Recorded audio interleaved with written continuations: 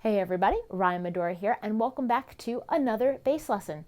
Today we are going to be mixing and matching major and minor triads, lots of M words that I will try not to mess up, but really helpful musical things to help you improvise a bass line, get comfortable practicing and not feeling like you're just playing regular old exercises, but you're making music with things like triads and some basic theory knowledge. And if you want to get tab, notation, anything like that for this lesson, please head over to my Patreon page. You'll find all the goodies there, and you'll be helping me do this, support, the channel, lessons, all that good stuff. But in the meantime, let's talk about what we're doing here, coming up with a groove.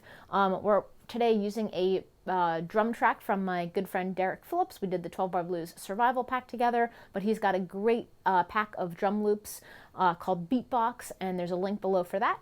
But this groove is fun because, hey, you've probably heard it before in some of the other videos, but we're really, using it as just like a rhythmic foundation to create something fun and a little funky. So we're going to begin with just kind of reviewing some of our triad shapes and then figuring out how those apply to our chord progression and then playing through making music. So making some music, that's what we're doing.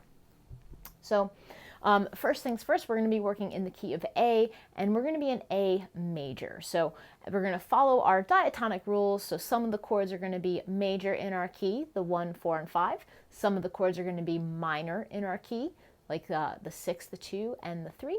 And we are going to have a chord progression, which is very, very common, the 1, 6, 2, 5 chord progression. Now, you may affiliate this chord progression with jazz, but it's really not just a jazz thing. It's like all kinds of music. Tons of pop tunes use this chord progression as well.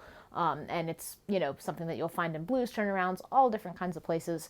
But with a 1, 6, 2, 5 chord progression, some of the chords are naturally going to be major and some are going to be minor. So our 1 chord, A, is going to be a major chord.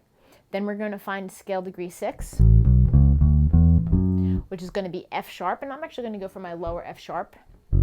And our 6th chord is going to be minor. So when we start playing triads, we're going to play a major triad for our A chord, a minor triad for our F sharp, the 6th chord. The 2 chord in this case is going to be B, and it also will be minor. So we're going to play our B here, and that will be a B minor triad. And then we're going to find our 5 chord, which is going to be E, and I could play that here or here. And the 5 chord is going to be major. So we're going to have major triad shapes for our 1 and 5 chords, and then minor triad shapes for our 6 and 2 chords. So here we start mixing and matching. But in terms of our triad shapes for our major triad, we're going to stick to this 4-fret span shape starting here. And then we're going to go to our minor shape when we go down to that F sharp. And we're going to use that shape, our index finger, middle finger, pinky. So as we do this, we're going to go major, minor, move to the B with that minor shape, and then up here to the E for our major shape. So we have our 1 chord, our 6, 2, and 5. And there we have it. So those are the basic shapes. Now let's make some music with it. Just like some of the other lessons, we're kind of taking these shapes and giving it some groove. I'm kind of doubling up on my root note. We can also kind of double back and go root, 3rd, 5th, 3rd. That's a great way to play through the triad.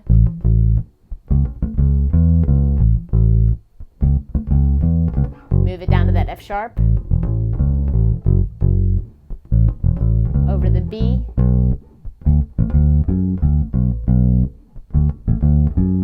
up to the E,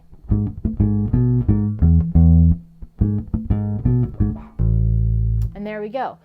You can hear how I'm kind of integrating some dead notes, I'm doing some fun stuff, and then ultimately I'll start moving around and adding some other things, maybe some passing tones and stuff. But this is just a great way to start taking that knowledge that you have of major shapes, minor shapes, giving it a chord progression, making it musical, and coming up with a cool part for the next time you play through a 1, 6, 2, 5 chord progression. All right, so I hope you dug this lesson. Again, if you want to get tab notation, anything like that, head over to my Patreon page or check out ryanmedora.com. And in the meantime, happy practicing. Keep it groovy.